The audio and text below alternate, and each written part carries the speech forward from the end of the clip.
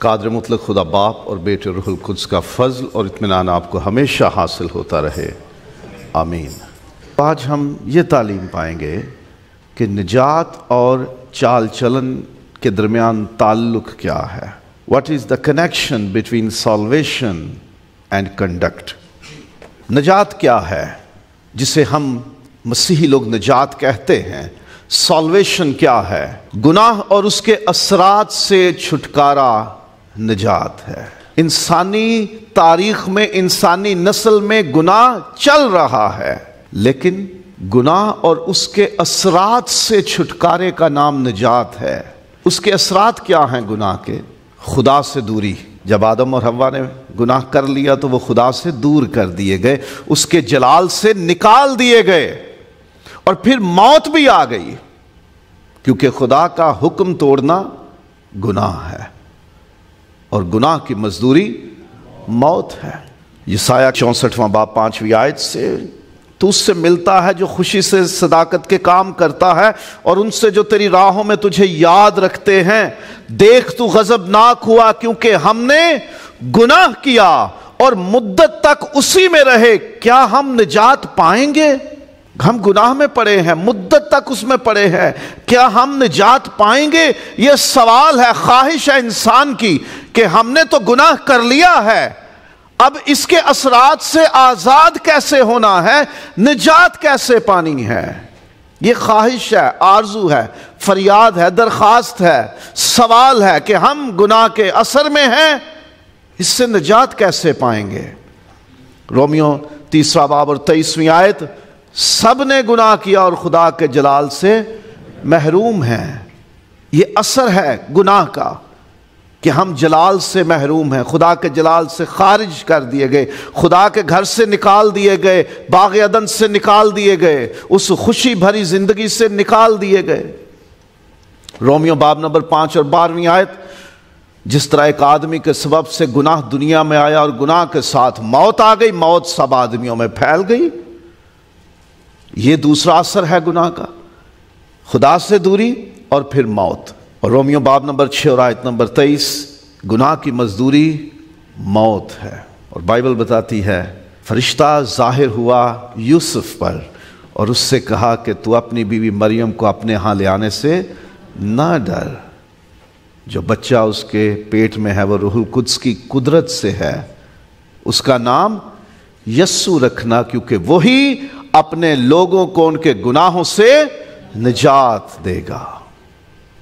سو نجات کیا ہے؟ گناہ اور اس کے اثرات سے چھٹکارا، خدا سے دوری ہے اور موت ہمیں ملی ہوئی ہے۔ ان دونوں سے نکالنا، گناہ کے اثر سے نکالنا، گناہ کی سزاؤں سے نکالنا، یہ ہے نجات۔ بائبل کہتی ہے کہ تمام بنی نوع انسان نے گناہ کیا ہے۔ رومیو 3 باب 23ویں آیت اور 5واں باب 12ویں آیت، سب نے گناہ کیا اور خدا کے جلال سے محروم ہے۔ آدم اور حوا نے گناہ کیا اور ان سے گناہ ساری انسانی نسل میں آ گیا۔ میں ابھی پیدا بھی نہیں ہوا تھا تو گناہ میرے اوپر تھا، کیونکہ میں آدم اور حوا کی اولاد ہوں۔ وہ گناہ کر بیٹھے، ان کی وجہ سے گناہ تمام انسانوں میں آ گیا ہے، جذب ہو گیا ہے ہم میں، اور پھر ہم خود بھی گناہ کرتے ہیں نا، اپنی زبان سے، اپنی آنکھوں سے، اپنے کانوں سے، اپنے ہاتھوں سے، اپنے پیروں سے، اپنے دل، اپنے ذہن سے، اپنے جسم کے دوسرے اعضاء سے ہم گناہ کرتے ہیں۔ ایک تو الزام ہو گیا، چلو جی آدم اور حوا نے گناہ کیا اور ان کی وجہ سے گناہ ہمارے اوپر آ گیا، وہ بات ٹھیک ہے۔ ہم کون سے اچھے ہیں؟ ہم بھی تو گناہ کرتے ہیں۔ انہیں کتنے حکم ملے تھے؟ باغ عدن میں ایک ہی حکم کہ تم اس درخت کا پھل نہ کھانا، اور وہی توڑ بیٹھے۔ اور چلو شریعت کے 613 ہم نہیں گنتے، 10 ہی گن لو، جو 10 حکم بڑے مشہور ہیں، بچپن سے سکھائے جاتے ہیں۔ کس نے پورے 10 قائم رکھے ہیں؟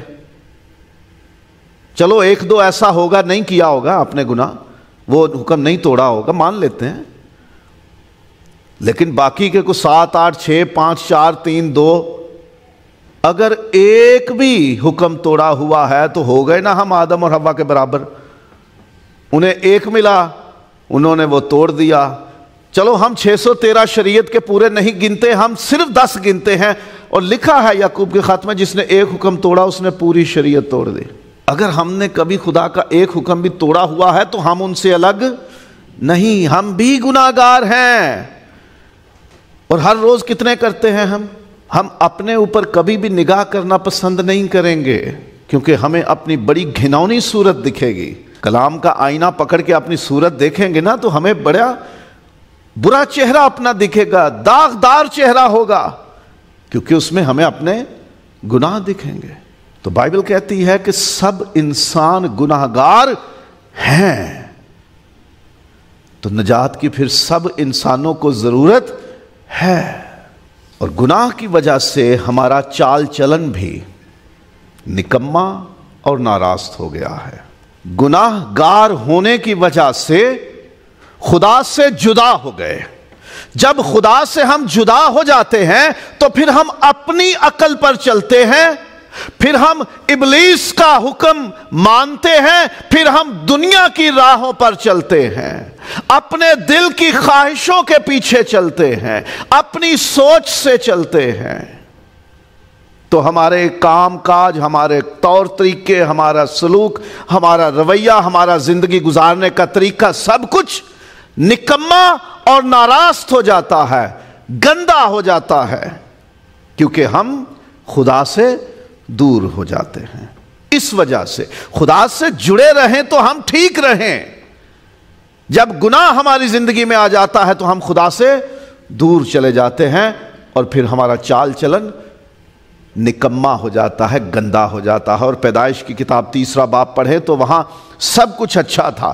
جیسے ہی ابلیس انٹر ہوتا ہے کہانی میں، وہ ورغلاتا ہے، حوا قابو آ جاتی ہے، وہ آدم کو ساتھ ملا لیتی ہے، وہ خدا کو نظر انداز کرتے ہیں، خدا کا حکم نظر انداز کرتے ہیں. خدا نے خبردار بھی کیا ہوا ہے، وارننگ دی ہوئی ہے، لیکن اسے وہ اگنور کرتے ہیں اور گناہ کر بیٹھتے ہیں. جیسے ہی گناہ کرتے ہیں ان کے تیور بدل جاتے ہیں، ان کا بیہیویئر بدل جاتا ہے، ان کے رویے بدل جاتے ہیں. آدم تو نے کیوں چھپایا؟ کیا تو نے پھل کھا لیا؟ یہ عورت جو تو نے دی اس نے مجھے کھلایا. خدا کو بھی کہہ دیا کہ تو نے یہ دی تھی.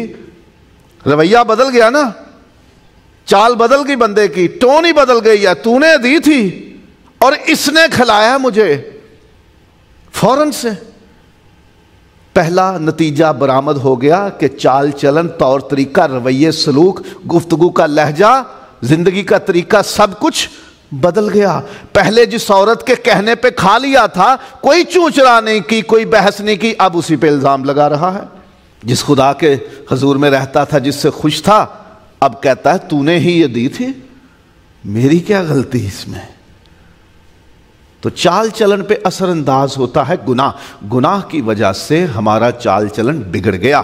اور یسایہ 64واں باب بھی یہ بتاتا ہے کہ ہم گناہ میں رہے، ہم مدت تک اسی میں رہے، ہم نجات پائیں گے؟ اور ہم تو سب کے سب ایسے ہیں جیسے ناپاک چیز. کیونکہ ہم جب گناہ کر لیتے ہیں تو ہم گندے ہو جاتے ہیں، ناپاک ہو جاتے ہیں، خود گندے ہو جاتے ہیں. اور ہماری تمام راست بازی ناپاک لباس کی مانند ہے. راست بازی یعنی ہمارے کام کاج، ہمارا طور طریقہ جینا، کچھ بھی کرنا، نیکی بھی بڑی سے بڑی ہماری جو ہے نا، وہ ناپاک لباس کی طرح ہے. گندا لباس، ایسی غلاظت کہ جسے انسان ہاتھ لگانا پسند نہیں کرتا. پھر کبھی اس کی وضاحت کریں گے یہ کیا ہے، اس ناپاک لباس سے کیا مراد ہے. لیکن یہ ذہن میں رکھیے کہ یہ ایسی گندگی ہے جسے انسان ہاتھ لگانا پسند نہیں کرتا. اس پوشاک کی طرح ہمارے اچھے کام ہیں جو ایسی گندی ہے جسے ہاتھ بھی نہیں لگایا جا سکتا. بادشاہ بڑا مشہور تھا ظلم کرنے میں، لوگوں کو مارنے میں، کھوپڑیوں کے مینار کھڑے کرتا تھا، جس طرف دھیان کر لیتا فوجیں لے چڑھتا اور ملک کے ملک، قوموں کے قومیں تباہ کر دیتا۔ اس سے کسی نے پوچھا کبھی کوئی اچھا کام بھی کیا تو نے، کوئی کسی پہ نیکی کی ہو؟ بڑا ذہن پہ زور دیا تو کہا ہاں ایک یاد ہے، میں گھوڑے پہ جا رہا تھا تو ایک عورت نہر کے کنارے رو رہی تھی، تو مجھے اس پہ ترس آ گیا۔ میں نے کہا پوچھوں تو صحیح ہے کیوں رو رہی ہے؟ تو میں نے اس سے پوچھا کہ اے عورت کیا ہوا تجھے، تو کیوں رو رہی ہے؟ اس نے کہا میرا بچہ گر گیا ہے پانی میں، وہ ڈوب رہا ہے، میری مدد کر، اس سے نکال دے۔ میں نے وہ نکال دیا۔ کیسے نکالا؟ میں نے اپنا نیزہ نہر میں مارا، اس بچے کو اٹھا کے اس کی ماں کو دے دیا۔ ایسی نیکیاں ہیں ہماری، جو ہم نیکیاں بھی کرتے ہیں، جو ہم راست بازی کے کام کرتے ہیں نا، خدا کے سامنے وہ ناپاک لباس کی طرح ہیں، ان کی کوئی اہمیت نہیں، کیونکہ ان کے پیچھے بھی ہمارے ذہن میں کوئی نہ کوئی گناہ، کوئی گندی سوچ، کوئی گندی نیت یا لالچ یا طمع یا حرص یا ہوس ہوتی ہے۔ یہاں تک کہ ہم تو چرچ میں دیا ہوا ہدیہ بھی طمع سے دیتے ہیں، کوئی مدد امدادی لینی پڑ جاتی ہے، بچے کی، بیٹی کی، بیٹے کی شادی کے لیے چٹھی لینی پڑ جائے گی، چندہ دیا کرو ٹائم سے۔ نیت کیا ہے؟ اپنے کام۔ تو ہماری نیکیاں بھی اس قابل نہیں کہ خدا کے حضور وہ پسند کی جا سکیں، ہمارے تو اچھے کام بھی اس قابل نہیں کہ خدا کے حضور ہم پیش کر کے کہیں جی ہم نے یہ اچھے کام کیے ہیں۔ اور افسیوں 2 باب پہلی 3 آیات، ہم اپنے گناہوں میں مردہ پڑے تھے، ہم دنیا کی روش پر چلتے تھے، ہوا کی عملداری کے حاکم یعنی ابلیس کی پیروی کرتے اور اپنے جسم کی خواہشوں میں زندگی گزارتے اور جسم اور عقل کے ارادے پورے کرتے۔ ہماری تو یہ حالت ہے گناہ کی وجہ سے۔ پطرس رسول نے پہلے خط کا 1 باب اور 18ویں آیت تک کہا تم جانتے ہو کہ تمہارا نکما چال چلن جو باپ دادا سے چلا آتا ہے، یعنی آدم اور حوا سے چل رہا ہے، ہمارا نکما چال چلن، وہ گندا ناپاک چال چلن، تو ہمارا چال چلن تو اس قابل نہیں کہ وہ ہمیں نجات دلا سکے، ہماری راست بازی بھی اس قابل نہیں کہ وہ ہمیں بچا سکے، ہمارے نیک کام بھی اس قابل نہیں کہ خدا کے حضور وہ پسند آ سکیں۔ تو اس لیے چال چلن جتنا مرضی اچھا ہو ہمارا نجات نہیں دلا سکتا، ہمارے راست بازی بھی ناپاک لباس کی مانند ہے۔ افسیوں 2 باب 8ویں اور 9ویں آیت، نجات ہمارے کاموں کی وجہ سے ہمیں نہیں ملتی۔ کوئی یہ نہ کہے کہ میں نے خدا کے لیے اتنا کام کیا، جیسے یسوع نے تمثیل بتائی تھی کہ 2 آدمی دعا کرنے ہیکل میں آئے، ایک کہنے لگا دیکھ میں کتنا اچھا ہوں، میں ہفتے میں 2 بار روزہ رکھتا ہوں، دہی کی پوری دیتا ہوں، نمازیں پوری پڑھتا ہوں، میں کوئی شرابی نہیں ہوں، میں نشے باز نہیں ہوں، میں کوئی حرام کار نہیں ہوں، میں اس محصول لینے والے کی طرح گناہ گار نہیں ہوں۔ ہم اپنے نیک کاموں کی وجہ سے نجات نہیں پا سکتے۔ ہم اگر یہ کہیں کہ جی ہم نے بڑے اچھے کام کر لیے ہیں تو ہمیں خدا نجات دے دے، یہ نہیں ہو سکتا، کیونکہ ہمارے اچھے کام بھی، ہمارے راست بازی کے کام بھی خدا کے حضور ناپاک لباس کی طرح ہیں، وہ اس قابل نہیں کہ ہمیں نجات دلوا سکیں۔ فلپیوں 3 باب 4 آیت سے 9ویں آیت تک پولس رسول اپنے آپ کے بارے میں کہتا ہے، اپنے بارے میں کہتا ہے کہ میں یہودی ہوں، عبرانی ہوں، بنیامینی قبیلے سے ہوں، فریسی ہوں، اور شریعت کی راست بازی کے اعتبار سے بے عیب۔ وہ کہتا ہے میں نے شریعت کے ایک ایک حکم پر عمل کیا ہوا ہے، شریعت پکڑ لو اور ایک ایک حکم میرے سامنے بولتے جاؤ اور تم مجھے بے عیب پاؤ گے، میں نے ایک حکم نہیں توڑا، میں ایسا تھا۔ لیکن جب وہ خداوند یسوع مسیح کے نور میں آتا ہے، جب وہ یسوع مسیح کے جلال کو دیکھ لیتا ہے، جب یسوع اس پر ظاہر ہو جاتا ہے، تو پھر تیموتھیوس کا پہلا خط ہے اور 1 باب اور 15ویں آیت، اس میں پولس رسول ہی لکھتا ہے یہ بات ہر طرح سے سچ اور قبول کرنے کے لائق ہے کہ مسیح یسوع गुनाहगारों को निजात देने के लिए दुनिया में आया, जिनमें सबसे बड़ा मैं हूं। जब यस्सु के नूर में हम आते हैं तो हमारी रास्तबाजी, हमें पता चलता है ये तो नापाक लिबास की मानंद थी, ये तो इस काबिल नहीं कि इसे खुदा के हुजूर हम इतरा कर फख्र करके पेश कर सकें। तो इसलिए वो कहने पे मजबूर हो जाता है कि सबसे बड़ा गुनाहगार तो मैं हूं, कि जिसके लिए यस्सु इस दुनिया में आया, मुझे निजात देने के लिए। तो हमारा चाल चलन हमें निजात नहीं दिला सकता। तो ये बात समझ लें कि दुनिया के किसी भी शख्स का चाल चलन कितना ही अच्छा क्यों ना हो, उसके चाल चलन, उसके तौर तरीके, उसके गुफ्तगू, उसके रवैयों, उसकी सोच, उसके कामों, उसके जिंदगी के तौर तरीके की वजह से उसे निजात नहीं मिलेगी। फिर कैसे मिलेगी? तो उसका नाम यस्सु रखना, क्योंकि वही अपने लोगों को उनके गुनाहों से निजात देगा। जब मैदान में चरवाहे थे तो उन पर नूर चमका, फरिश्ता वहां मौजूद हुआ, उसने कहा मैं तुम्हें बड़ी खुशी की बिशारत देता हूं कि आज दाऊद के शहर में तुम्हारे लिए एक मुनज्जी पैदा हुआ है, यानी मसीह खुदावंद। निजात देने वाली एक ही हस्ती है जिसने खुद कहा इब्ने आदम खोए हुओं को ढूंढने और निजात देने आया है। अमाल बाब नंबर 4 और 12वीं आयत।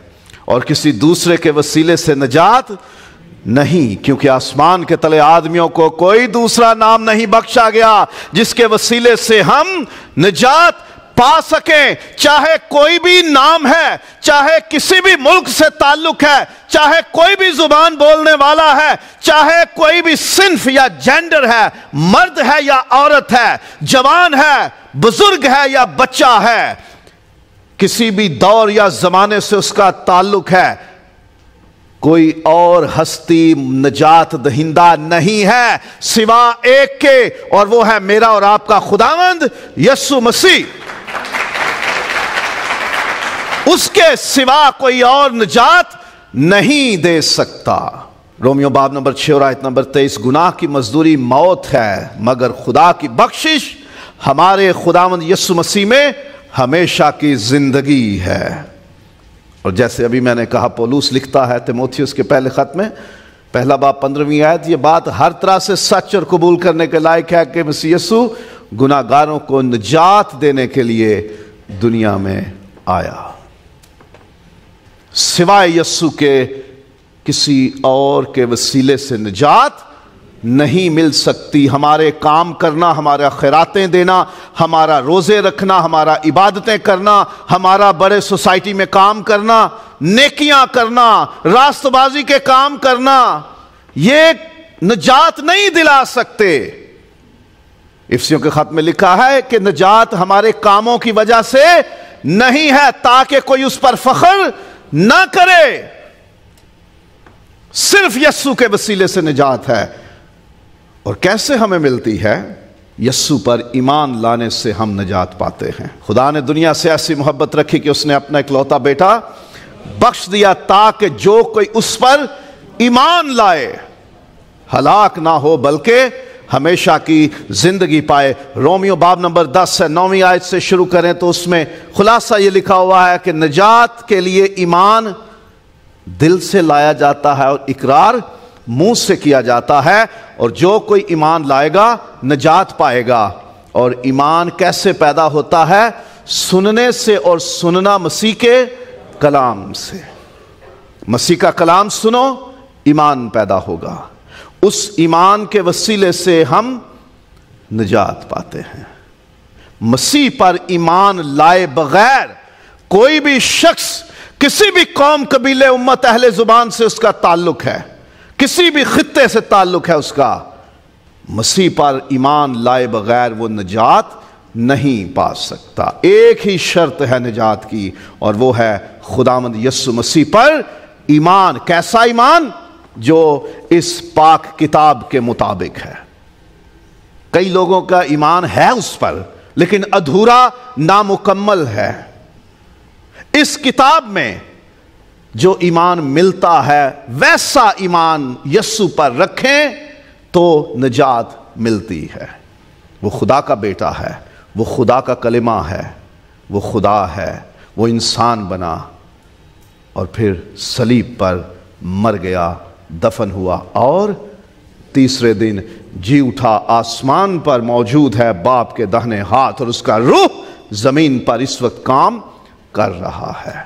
مختصراً یہ ایمان ہے۔ اگر اس میں سے کوئی ایک آدھا نکتہ کم کوئی کر دے تو ایمان مکمل نہیں ہے، وہ ایمان نجات پانے کے لائق نہیں ہے۔ تو ہمارا چال چلن، ہمارے کام کاج، ہمارا اچھا زندگی گزارنے کا طریقہ ہمیں نجات نہیں دے سکتا۔ نجات صرف یسوع کے وسیلے ہے اور اس پر ایمان لانے سے ہے، اور یہ نجات خدا کے فضل سے ہمیں ملتی ہے۔ خدا کے فضل ہی سے ہمیں ایمان ملتا ہے اور خدا کے فضل ہی سے ہمیں نجات ملتی ہے۔ فضل کیا ہے؟ جس مہربانی کے ہم حقدار نہیں ہیں، جس کے لیے ہم نے کوئی محنت نہیں کی۔ آپ مزدوری کرتے ہو، آپ کو اس کی اجرت ملتی ہے، معاوضہ ملتا ہے، اس کا لیبر چارجز ملتے ہیں، یہ آپ کا حق ہے جس کے لیے آپ نے محنت کی۔ لیکن اگر کوئی شخص ایسے ہی آپ کے پاس آئے اور آپ کو کہے کہ یہ لے لیجئے، میری طرف سے آپ کے لیے گفٹ ہے، اور آپ کہیں کیوں دے رہے ہو؟ بس خوشی میں دے رہا ہوں، یہ فضل ہے۔ کچھ کیے بغیر، جس پہ آپ کا حق نہیں، وہ مہربانی، وہ نیکی آپ پر ہو جائے، the favor that you don't deserve, that is grace، وہ فضل ہے جس کے آپ حقدار نہیں، وہ مہربانی آپ پہ ہو جائے۔ تو نجات اور ایمان خدا کے فضل سے ملتا ہے۔ ایمان کیسے پیدا ہوتا ہے؟ سننے سے، اور سننا مسیح کے کلام سے، اور رومیوں کے 10ویں باب میں لکھا ہوا ہے کہ جب تک کوئی بھیجا نہ جائے، وہ منادی نہ کرے، لوگ کیسے کلام سنیں گے؟ کلام سننے کے لیے کوئی چاہیے کہ جو آپ کو سنائے۔ وہ سنانے والا خدا کی طرف سے بھیجا جاتا ہے۔ جاؤ ساری خلق کے سامنے انجیل کی منادی کرو، سب قوموں کو شاگرد بناؤ، اور انہیں باپ اور بیٹے روح القدس کے نام سے بپتسمہ دو، اور انہیں ان باتوں کی تعلیم دو جن کا میں نے تمہیں حکم دیا ہوا ہے۔ خداوند بھیجتا ہے خادموں کو، ہمیں خداوند بلاتا ہے، میری خدمت میں آ اور لوگوں کو انجیل سنا، لوگوں کو میرا کلام سنا، تاکہ وہ ایمان لائیں اور نجات پائیں۔ خدا فضل کرتا ہے اور کلام ہم تک پہنچتا ہے، اور ایمان روح القدس کی نعمت ہے، خدا پاک روح کی نعمتوں میں سے ایک نعمت ہے۔ کرنتھیوں کے نام لکھا ہوا پہلا خط ہے، اس کے 12ویں باب میں روح القدس کی 9 نعمتوں کا ذکر ہے۔ علمیت کے کلام کی نعمت، حکمت کے کلام کی نعمت، اور ایمان کی نعمت، معجزات کی نعمت، شفا کی نعمت، نبوت کی نعمت، روحوں کے امتیاز کی نعمت، غیر زبانوں کی نعمت، اور ان کے ترجموں کی نعمت۔ 9 نعمتوں کا ذکر ہے، ان میں سے ایک نعمت ایمان ہے۔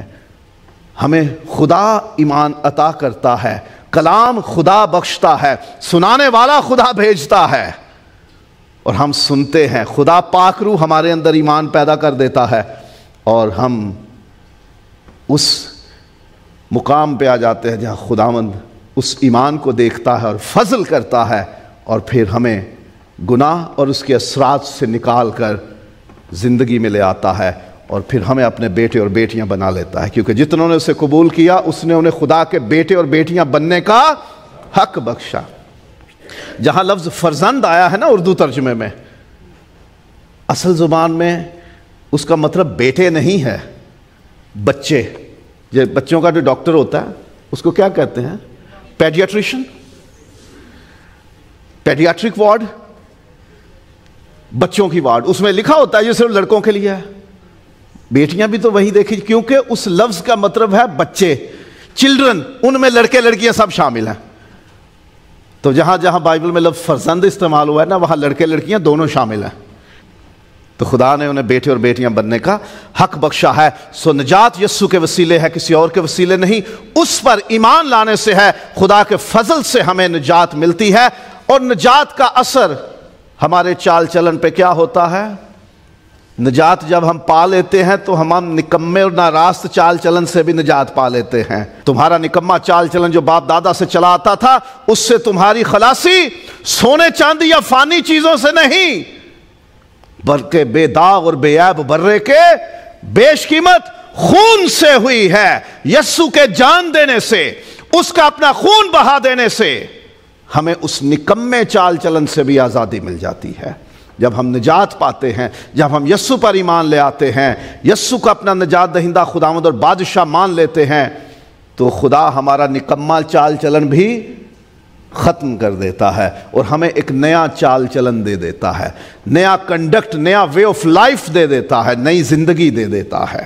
تم جو پہلے گناہوں میں مردہ پڑے ہوئے تھے، مسیح یسوع کے مردوں میں سے جی اٹھنے کے سبب اب تم بھی زندہ کر دیے گئے ہو اور تمہیں مسیح میں ایک نئی زندگی مل گئی ہے۔ تو نجات چال چلن کی وجہ سے نہیں ملتی، نجات یسوع کے وسیلے ہے، ایمان لانے سے ہے، خدا کے فضل سے ہے۔ اور نجات پانے کے بعد ہمارا نکما چال چلن ہم سے دور کر دیا جاتا ہے اور ہمیں ایک نیا چال چلن دیا جاتا ہے کہ تم اب یہ اپنا لو۔ اور نجات پانے سے ہمیں نیک چال چلن اپنانے کی توفیق ملتی ہے۔ پہلا کنیکشن یہ ہے کہ چال چلن کی وجہ سے ہمیں نجات نہیں ملتی۔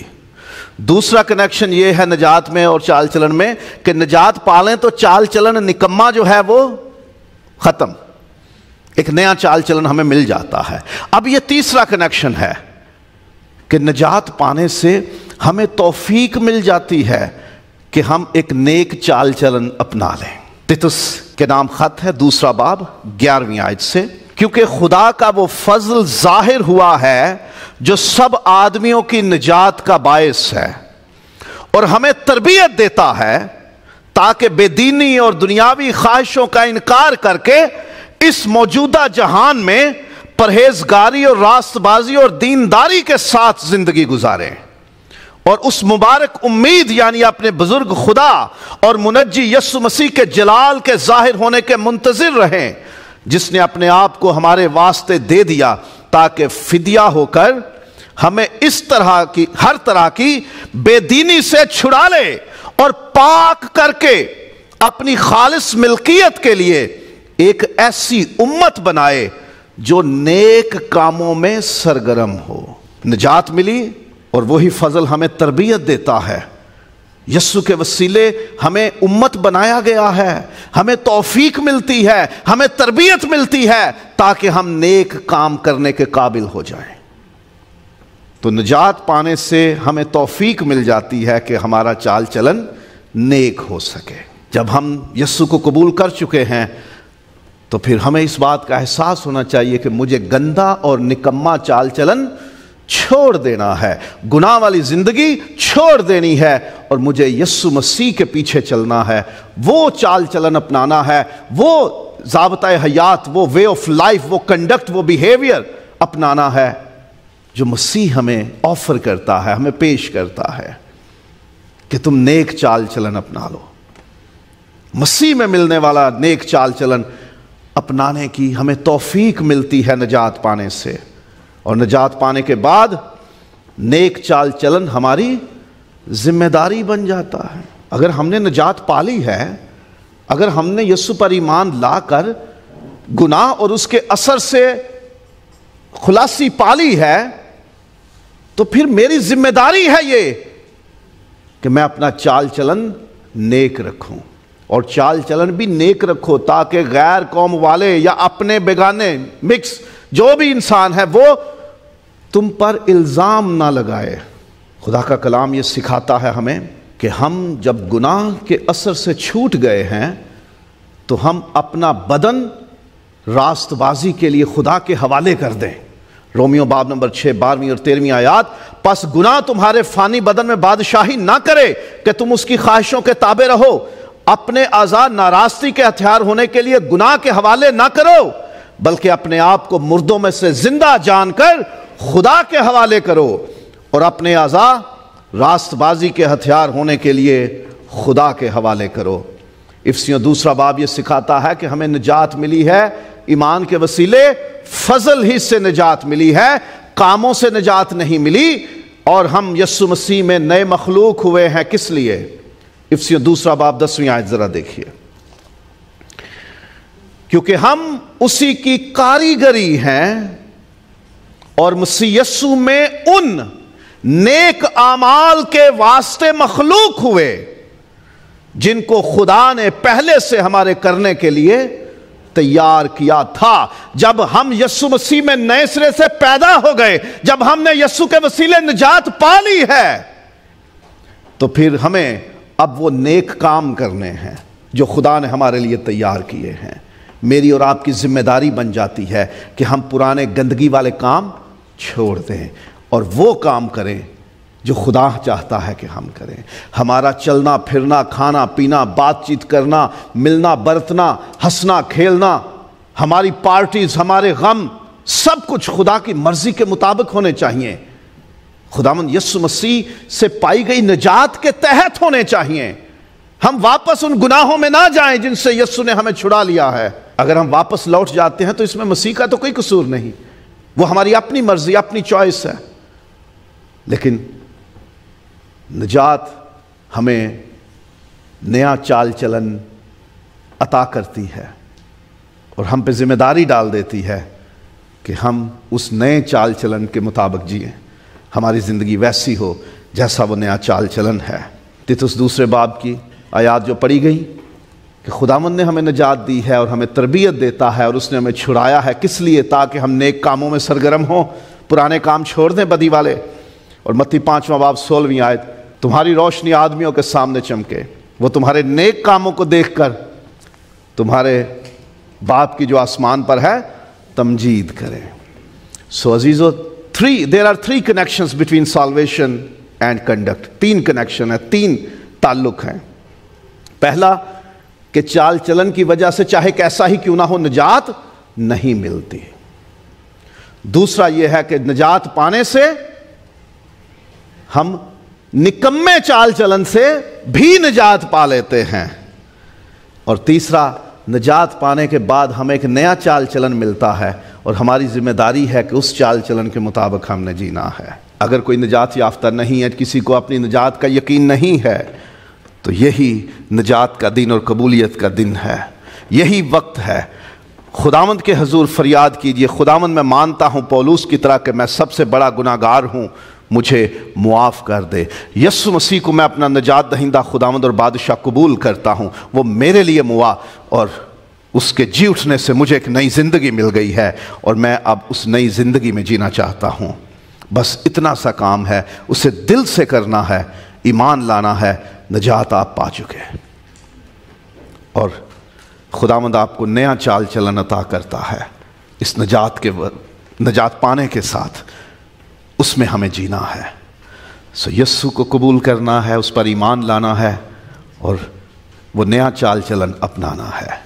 یہ مت سمجھے کہ میں اچھے کام کروں گا تو نجات ملے گی، کاموں سے نجات نہیں۔ نجات پائی ہے اس لیے ہم نے اچھے کام کرنے ہیں، کیونکہ ہم نے بتانا ہے کہ اب میں خداوند کا ہوں، میں خدا کا بیٹا اور بیٹی ہوں۔